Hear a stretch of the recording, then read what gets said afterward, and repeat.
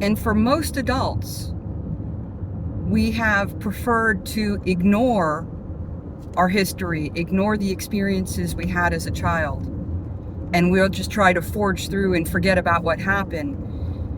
But you can't, because it follows you everywhere you go until you actually deal with those situations that shaped and formed who you are, created your inabilities to set boundaries, made it difficult for you to speak your voice, made it difficult for you to let yourself be heard.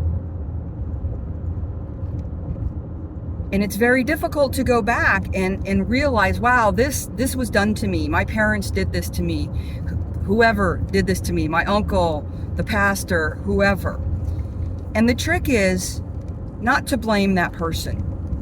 And I know that sounds really hard, and it can be. But people only do the best that they can do.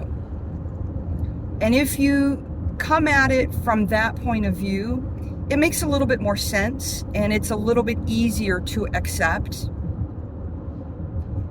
Once you are able to identify why you're having these issues, where they stem from, who created them, it gives you the ability to disassociate those triggers with your current situations. So let's say you're working with a coworker and they say something or they dismiss you. And it immediately brings you back to when you were a child, when your parents used to say, oh, leave me alone, I'm too busy, go away and go play. And that may seem really innocuous, but for a lot of people, those situations come up over and over again in their adulthood because they haven't dealt with them.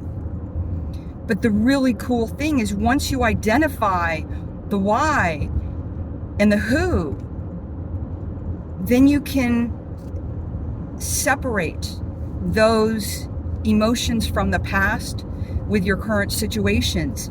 And instead of freaking out on that coworker that may have dismissed you, you could look at them and go, huh, oh well. Or you can say, well, wait a minute, excuse you. I have a question and I need you to deal with it now.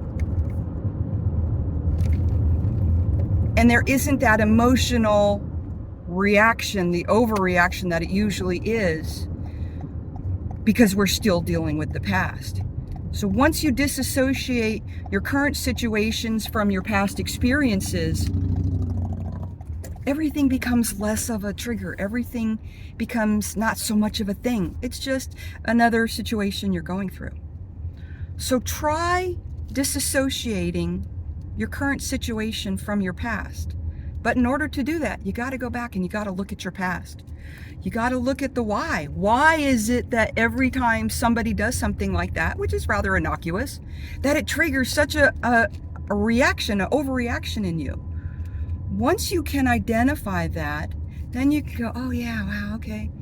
Yeah, I see why I'm doing that now. And maybe I need not to be doing that because my reaction is not to this. It's to this thing that happened way in the past.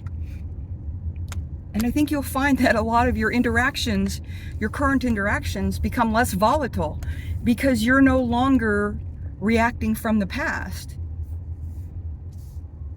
You're reacting to somebody as they are in this current moment. So give that a try. I'm here to help you.